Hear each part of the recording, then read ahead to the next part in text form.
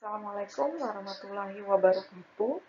Kembali lagi di channel YouTube saya, Septianisa Azahra, yang kali ini akan membahas materi pada mata kuliah mesin arus bolak-balik, yaitu mengenai transformator, kemudian transformator praktis, dan transformator 3 fasa. Nah, kembali lagi saya mengulas mengenai transformator. Transformator atau transformer sendiri merupakan suatu alat listrik yang dapat memindahkan dan mengubah energi listrik dari satu atau lebih rangkaian listrik ke rangkaian listrik yang lainnya melalui suatu gandengan magnet dan berdasarkan prinsip induksi elektromagnet seperti itu. Nah, kenapa kita menggunakan transformer? Nah, ada beberapa alasan mengapa kita menggunakan transformer. Yang pertama yaitu tegangan yang dihasilkan oleh sumber tenaga listrik tidak sesuai dengan tegangan pemakai atau tidak sesuai dengan tegangan yang akan didistribusikan ke konsumen atau pelanggan. Sehingga kita perlu menaikkan atau menurunkan tegangan. Yang kedua, tadi sama seperti yang pertama, karena biasanya sumber tegangan itu jauh dari pemakai atau konsumen, sehingga dalam dalam mentransmisikan tenaga listrik tadi dari sumbernya itu perlu dinaikkan tegangannya. Kita perlu tegangan tinggi pada jaringan transmisi, sehingga kita perlu menggunakan transformer. Yang ketiga adalah kebutuhan pemakai atau beban yang memerlukan tegangan yang bervariasi.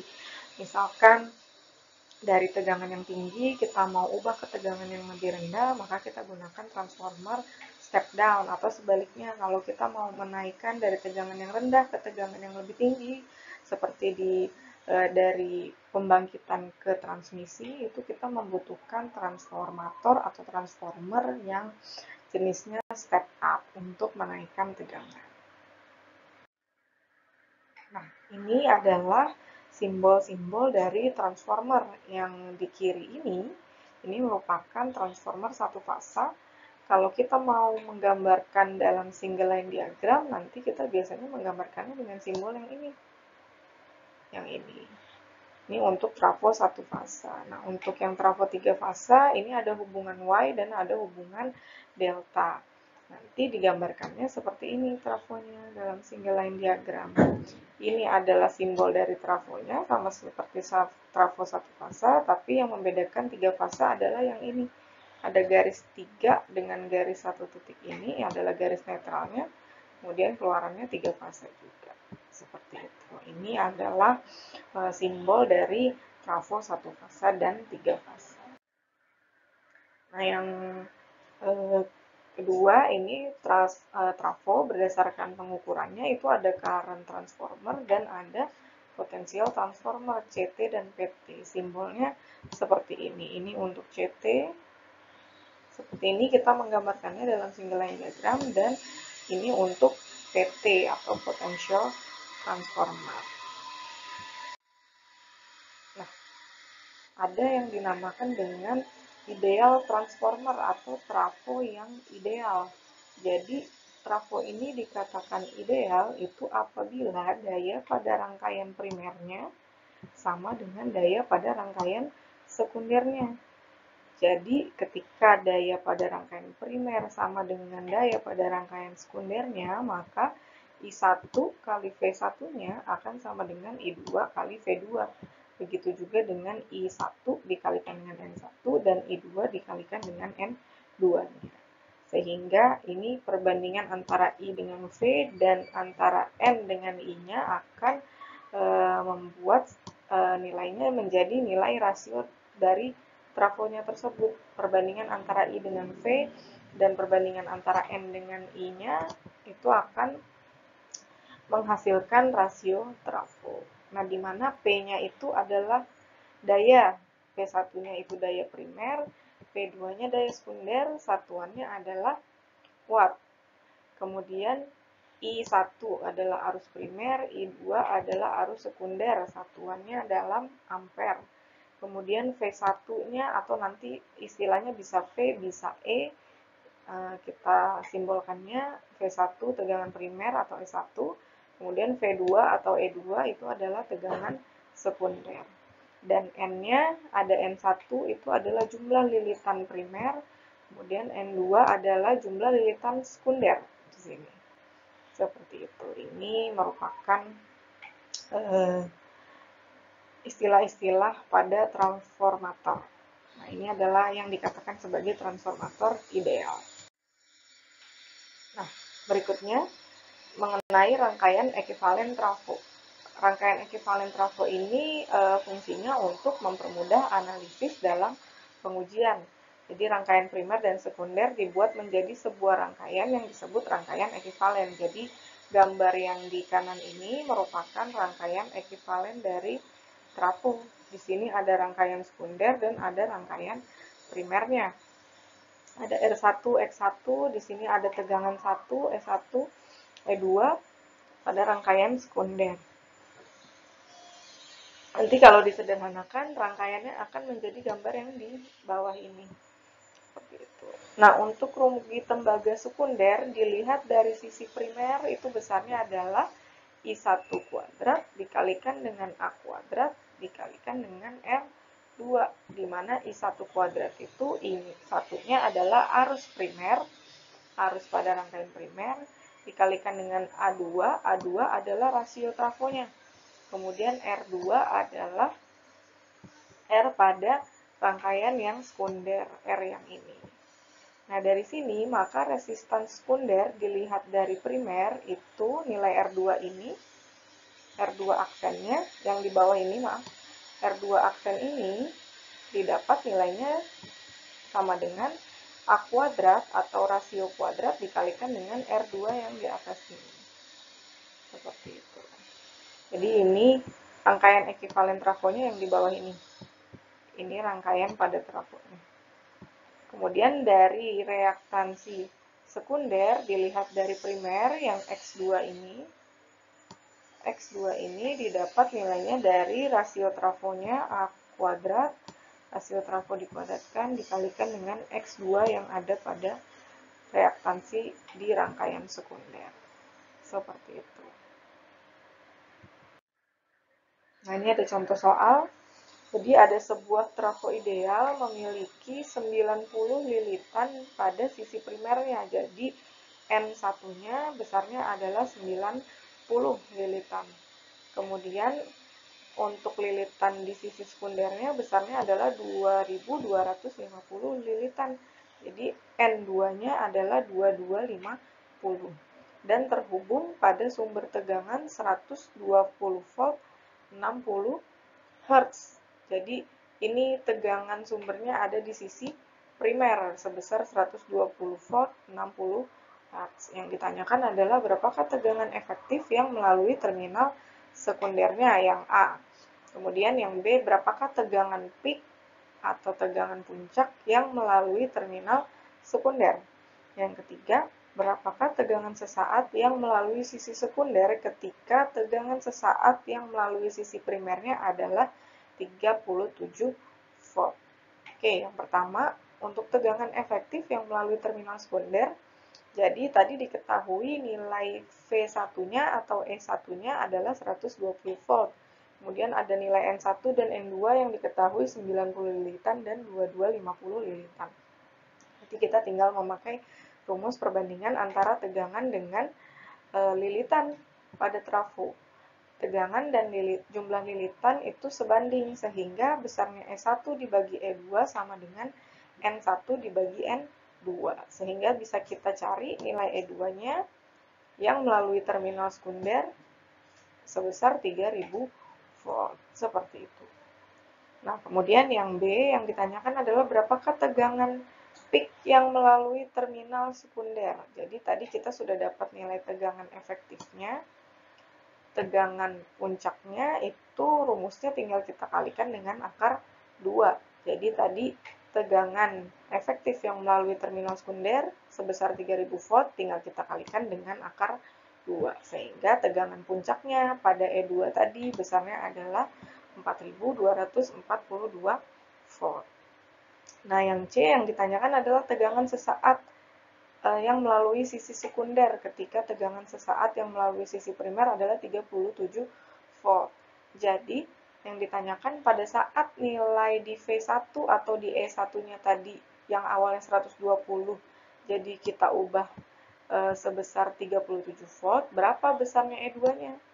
Tinggal kita cari sama seperti yang A tadi, perbandingan antara E2 dengan E1 sama dengan N2 per N1. Sehingga didapat nilai E2-nya adalah 925 volt. Seperti itu. Selanjutnya kita akan membahas mengenai transformer praktis. Yang akan dibahas adalah kerugian pada transformer dan rangkaian ekivalen dari transformernya.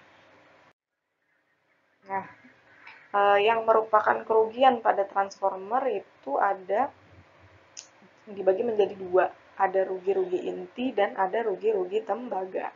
Di mana rugi-rugi inti dibagi dua lagi, yaitu menjadi rugi-rugi arus pusar atau eddy current. Kemudian yang kedua adalah rugi-rugi histerisis. Baik, yang pertama yang kita akan bahas adalah rugi arus pusar. Rugi arus pusar atau eddy current ini adalah terjadinya arus pusar yang arahnya berputar di dalam inti trafo. Jadi ini adalah inti trafo yang berlapis dan disekat. Di sini arusnya berputar pada inti trafonya yang di sini. Sehingga arus yang berputar tadi menimbulkan panas di dalam inti trafo. Jadi dia menambah nilai rugi-rugi pada trafonya tadi karena arus pusarnya dia mengalir terus berputar di inti trafonya ini dan menimbulkan panas. Nah, untuk mengurangi rugi-rugi arus pusar ini, inti trafonya dibuat berlapis seperti yang digambar ini. Jadi ini lapisan pertama, kemudian disekat, ada lapisan kedua, disekat, dan seterusnya, sehingga arah pusaran arusnya bisa diperpendek. Seperti itu. Ini untuk rugi arus pusar.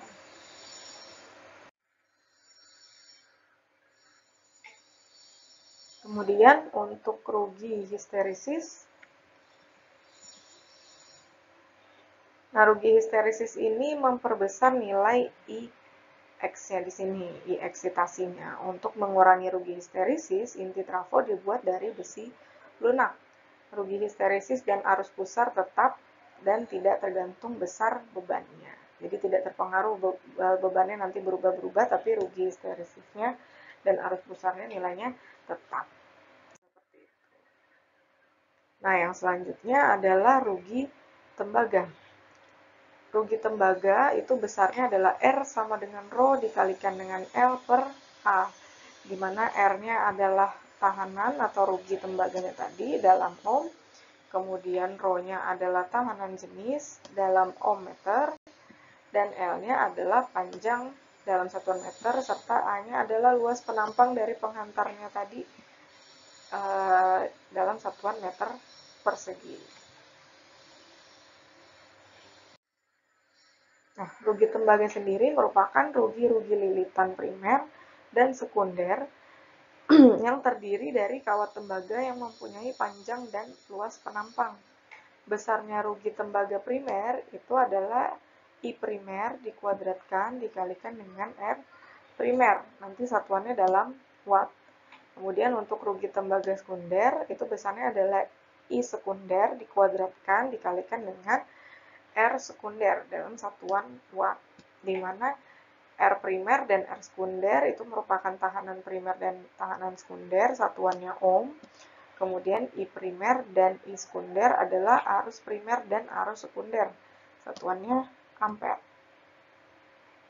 Karena rugi tembaga tergantung dari arus primer dan sekunder, maka rugi tembaga bersifat tidak tetap, tergantung pada beban trafonya, tergantung trafonya dibebaninya seberapa besar. Jadi nanti rugi tembaganya nilainya berubah-ubah tergantung nilai bebannya. Kemudian ini ada rangkaian ekivalen trafo. Pada rangkaian praktis, trafo praktis, terdapat rugi inti yang dinyatakan dengan XM. Ini adalah rugi intinya. Rugi inti besinya yaitu XM dan RM di sini. Seperti itu. Untuk lebih jelasnya kita bahas contoh soal. Untuk yang soal pertama, kumparan sekunder. Di sini ada kumparan sekunder dari sebuah transformer mempunyai 180 lilitan. Ketika trafo dalam kondisi terbebani, arus sekundernya mempunyai nilai efektif 18 ampere. Jadi di sini I2-nya dia punya nilai sebesar 18 ampere. Frekuensinya 60 Hz. Kemudian flux mutual mempunyai nilai peak sebesar 20 mW. Flux bocornya di sisi sekunder di sini mempunyai nilai peak sebesar 3 mW. Yang ditanyakan adalah berapakah tegangan induksi di kumparan sekunder yang disebabkan oleh flux bocor. Nah, jadi yang ditanyakan pertama adalah berapakah besarnya EF2 di sini jika yang disebabkan oleh flux bocor tadi. Yang disebabkan oleh flux bocor di sisi sekundernya tadi sebesar 3 mW. Nah, rumusnya adalah 4,4 dikalikan dengan frekuensi, dikalikan dengan jumlah lilitan pada sisi sekunder, dikalikan dengan flux bocor di sisi sekundernya tadi. Nah, besarnya adalah E pada F2-nya adalah 143,9 volt. Jangan lupa ini satuan dari fluxnya tadi masih dalam miliweber, sehingga kita konversi ke Weber, jadi 0,003 Weber, atau 3 kali 10 pangkat min 3 Weber. Kemudian yang B, yang ditanya adalah nilai reaktansi bocor di sisi sekunder. Berarti X-nya ini yang kita tanyakan, berapa nilai X bocor pada sisi sekundernya. Itu besarnya adalah tadi tegangan induksinya yang disebabkan oleh flux bocor ini dibagi dengan arus pada sisi sekundernya tadi, arus nilai efektifnya pada sisi sekundernya. Besarnya 18 ampere, sehingga didapat nilai reaktansi bocornya atau XF2-nya di sisi sekunder besarnya adalah 8 ohm. Kemudian yang di nomor C, berapakah nilai dari E2 induksi yang disebabkan oleh flux mutual? Kalau tadi yang A itu disebabkan oleh flux bocor di sisi sekundernya saja di sini. Kalau yang E yang ditanyakan kalau dia tegangan E2-nya jika disebabkan oleh flux mutualnya. Jadi yang flux yang bersamaan atau yang disebabkan oleh sisi primernya juga. Gitu. Itu besarnya adalah 4,4 kali frekuensi dikalikan dengan jumlah lilitan pada sisi sekunder dikalikan dengan flux mutualnya. Jadi sehingga besarnya E2 pada saat dia disebabkan oleh flux mutual besarnya adalah 959 volt. Kita lanjut ke transformer 3 fasa yang akan kita bahas nanti mengenai konstruksinya, perhitungannya, jenis-jenis pendingin, dan sistem proteksi pada trafo 3 fasa. Nah, yang pertama ini merupakan konstruksi trafo 3 fasa yang terdiri dari rangkaian 3 buah trafo 1 fasa. Jadi di sini ada 1 trafo, 2 trafo, dan 3 trafo yang masing-masing trafo ini merupakan trafo 1 fasa. Di sini trafo fasa R, kemudian di sini trafo fasa S, dan yang ini adalah trafo fasa T. Sehingga jika disusun mereka menjadi trafo 3 fasa. Nah, tadi seperti yang sudah disebutkan sebelumnya, hubungan trafo itu ada yang hubungan Y, ada yang hubungan delta. Jadi nanti kita lihatnya adalah, ini adalah sisi primernya yang huruf besar, ini belitan primer di sini. Kemudian nyambung nanti tergantung sambungannya mau hubungannya Y atau hubungannya delta. Kemudian di sini sisi primer di fasa S, sisi primer di fasa T, kemudian ini adalah sisi sekundernya yang hurufnya kecil, RST yang di bawah ini adalah sisi sekundernya. Nanti hubungannya, hubungan belitannya, atau hubungan antar fasanya itu tergantung kita mau hubungan Y atau hubungan delta, seperti itu. Yang selanjutnya adalah formulasi transformer 3 fasa. Jadi bila rangkaian primer atau sekundernya trafo terhubung bintang atau Y, maka I-line-nya, jadi I-line itu yang ini, I-line-nya itu sama dengan I-fasanya. atau VRS di sini dari sini antar ini sama dengan VR dikurangi VS. Atau bisa kita katakan V lainnya adalah VR akar 3. Di mana VRS-nya itu adalah V line to line. Jadi tegangan antar fasa, yang ini VLL itu adalah tegangan antar fasa. Kalau VR, VS, dan VT itu sama dengan V line to neutral. Jadi ini tegangan satu fasanya. VR, VS, dan VT itu nilainya sama. Sama dengan tegangan fasa ke netralnya. Nah, P3 fasa merupakan daya trafo 3 fasa, di mana besarnya VLL atau tegangan line to line-nya itu sama dengan tegangan line to neutral atau tegangan fasanya dikalikan dengan akar 3. Sehingga kalau kita mau cari nilai tegangan di fasanya itu adalah tegangan line to line-nya dibagi dengan akar 3.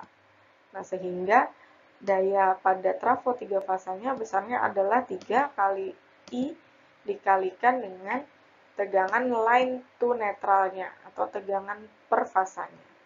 Seperti itu. Nah, kalau sekarang rangkaian primer atau sekunder trafonya dihubung delta, maka yang sama adalah tegangannya. Tadi kalau yang dihubung secara bintang atau Y itu yang sama adalah arusnya. Kalau pada rangkaian hubung delta, trafo hubung delta, itu yang sama adalah tegangannya. V line-nya sama dengan V fasa. Sehingga besarnya IR, di sini IR yang besar itu adalah IR yang kecil dikurangi dengan IT. Sama seperti konsepnya hukum Kirchhoff yang pertama, di mana arus yang masuk sama dengan arus yang keluar. Nah, di sini IR sama dengan IS sama dengan IT sama dengan I lainnya atau arus lainnya. Yang besar ya, IR, IS, dan IT yang besar itu adalah arus lainnya. Kemudian yang kecil-kecil ini, IR kecil, IS kecil, dan IT kecil adalah I fasanya atau arus fasanya. Di mana besarnya VRS, VST, dan VTR itu merupakan tegangan line, tegangan antar fasa. Dan P3 fasanya adalah daya trafo 3 fasa. Besarnya I line sama dengan I fasa dikalikan dengan akar 3. Sehingga I fasanya adalah I line dibagi akar 3. Dan untuk dayanya itu besarnya adalah, kalau mau pakai I fasa, itu besarnya adalah 3 kali I fasa dikalikan dengan tegangan. Kalau mau pakai I line, itu besarnya adalah I line dikali V dikalikan dengan akar 3. Itu untuk formulasi transformer 3 fasa jika dihubung Y dan dihubung secara delta. Nah, ini ada beberapa contoh atau gambar trafo 3 fasa.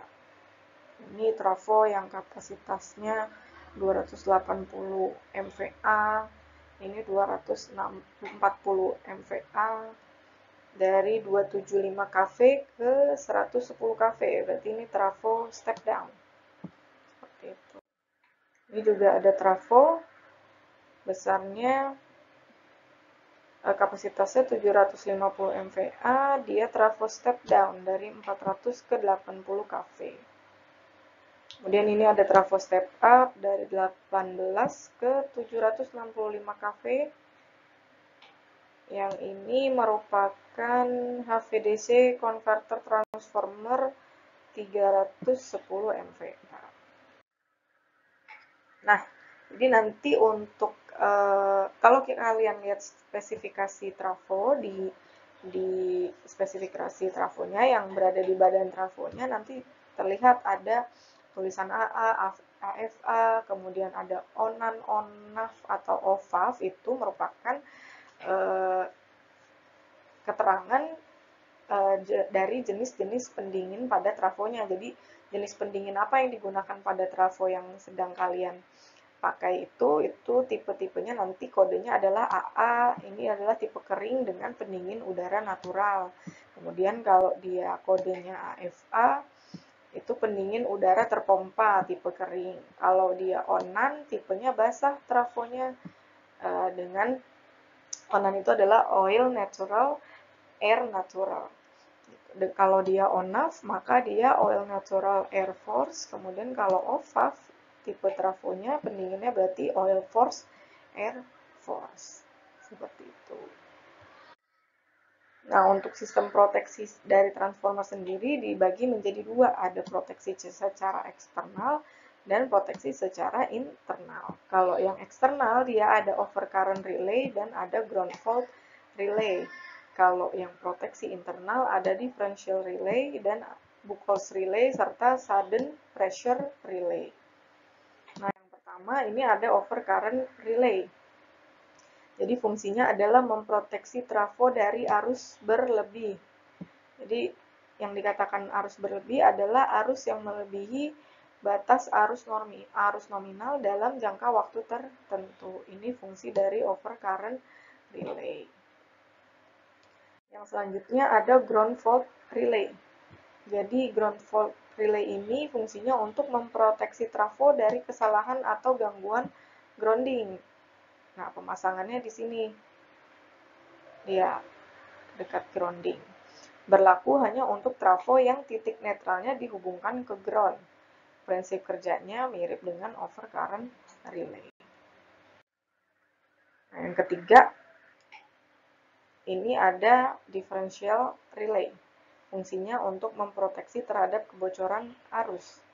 Prinsipnya pada perbedaan arus masuk dan keluar dari trafo. Jadi kalau ada perbedaan nilai arus yang masuk dan nilai keluaran arusnya berbeda pada trafonya, maka dianggap ada kebocoran arus. Maka nanti differential relay-nya akan bekerja. Kemudian yang keempat ada Buchholz relay atau relay Buchholz. Dia fungsinya untuk memproteksi trafo dari loncatan listrik di dalam trafo.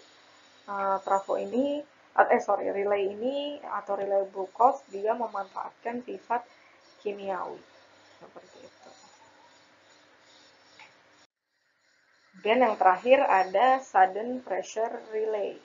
Fungsinya adalah memproteksi dari tekanan berlebih yang sesaat, namun tidak bereaksi pada tekanan berlebih. Hal ini telah ditangani oleh relief fan.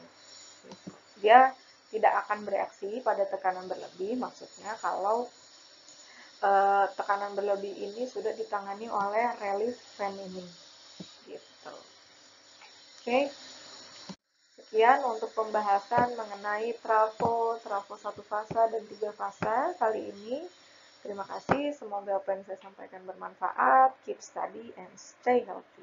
Assalamualaikum warahmatullahi wabarakatuh.